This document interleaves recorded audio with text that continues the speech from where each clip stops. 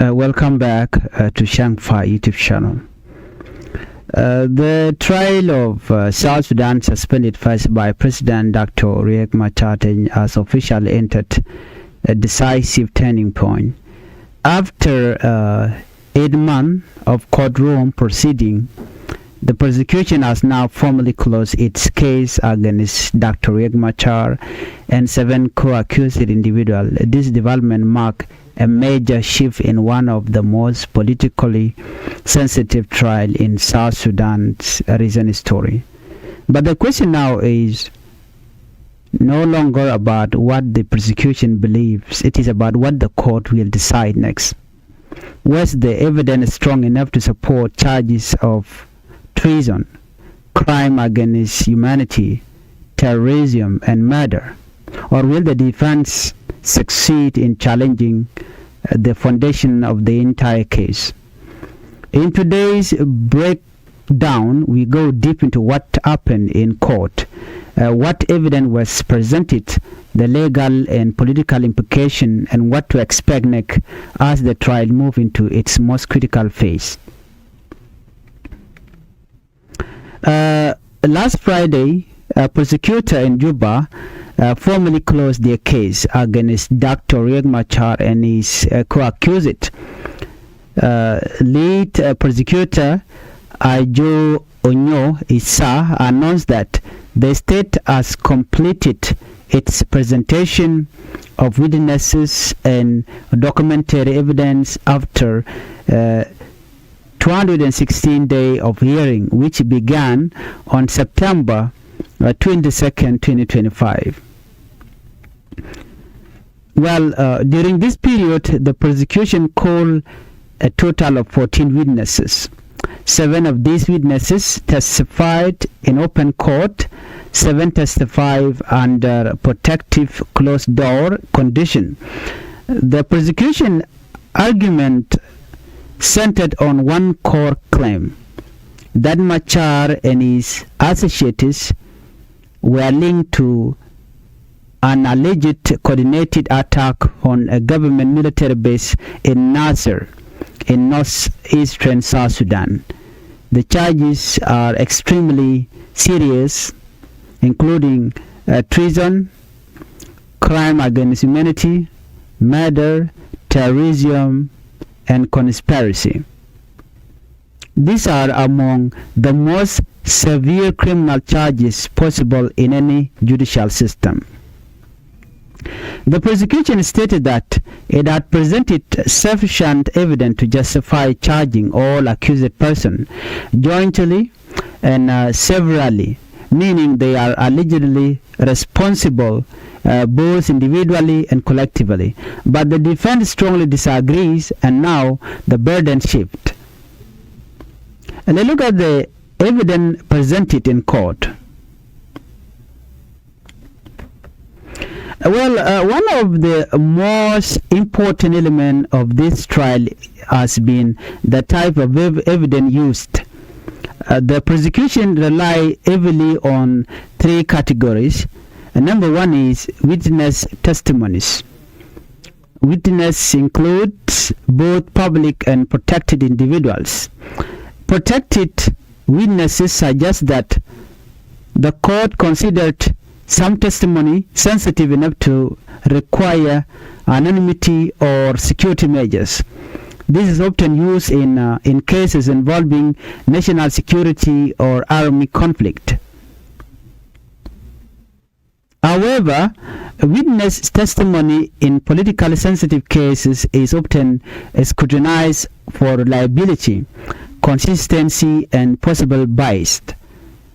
So a major part of the prosecution case came from digital forensics analysis, which is number 2, digital forensic evidence.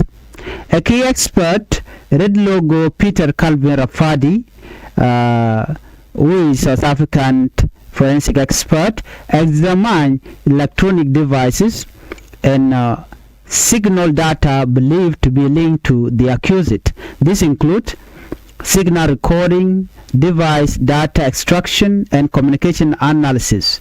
Digital forensic is increasingly used in modern legal systems, especially in cases involving coordination, planning, or communication between multiple actors.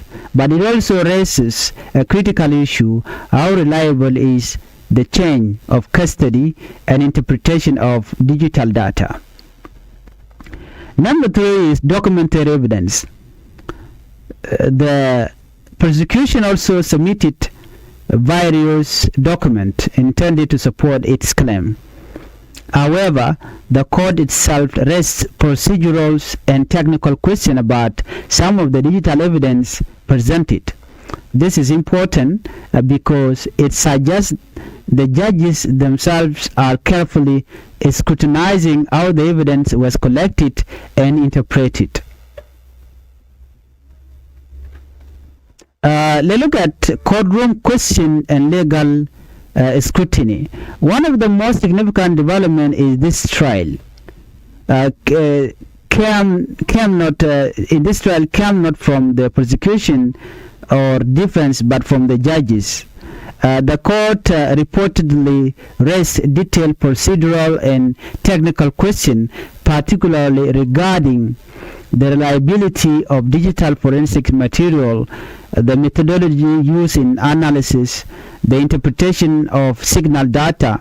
This is crucial because in legal systems, especially in high-profile crimes cases, judicial scrutiny can determine whether evidence is admissible or weakens the prosecution case. Even if evidence exists, it must meet strict legal standards. It must be authentic, it must be properly collected, it must be relevant, and it must not be tampered with. If any of these standards are questioned, the defense gains a significant advantage. The defense response.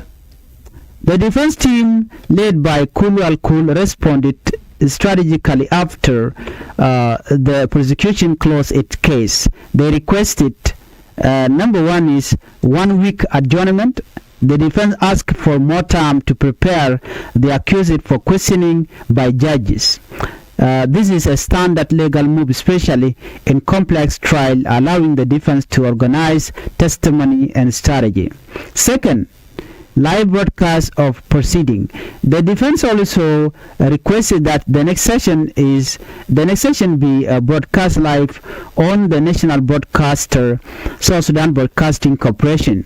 This request is highly significant. Why? Because live broadcasting would increase transparency, allow public scrutiny, and potentially influence public perception. However, the prosecution strongly opposed this idea. Prosecutions give a warning. The prosecution rejected the idea of live broadcasting. Their argument was based on security concern. Lead prosecutor Joe Onyo Issa warned that broadcasting the proceeding could mobilize political supporters, increase tension in the country, potentially jeopardize national security. This highlights a major tension in the case. Justice and transparency and national stability and security. In politically sensitive trial, this balance is always difficult. The court must decide whether openness could help justice or risk destabilizing the situation. Well, the trial now is moving into next phase. The court will begin examining the accused individual one by one. This is a critical stage because the judges will directly question each accused. The credibility of the prosecution case will be tested. The defense will have the opportunity to challenge assumption. This phase can significantly influence the final outcome. It is no longer just about what the prosecution claims, it becomes about how the accused respond under judicial questioning. Beyond the courtroom, this trial carries deep political weight. Dr. Machar is not just a defendant, is a major political figure and former first vice president. That means this case has implication for political stability. Any ruling could affect national unity and political alliances. Also, the handling of digital evidence, witnesses, and court transparency will influence public perception of fairness. And given the nature of the charges linked to army conflict, the outcome could affect tension on the ground. This case could set a precedent for how long ranking political leaders are prosecuted in the future. As the prosecution closed its case, the trial of Dr. Machar and his co-accused enter its most sensitive and decisive phase. The evidence has been presented, the witnesses have spoken, the argument have been made. Now the court must evaluate everything carefully, legally, and understand intense national and international attention. The next phase will determine whether the prosecution's case stands strong or whether it began to weaken under scrutiny. One thing is certain, this is no longer just a trial. It is a moment that could shape the political and judicial future of South Sudan. If you are new to Changfied YouTube channel, I would like you to the channel by subscribing, turn on the notification bell so whenever we upload a new video, you can be notified. Thank you. Let's meet on the next video.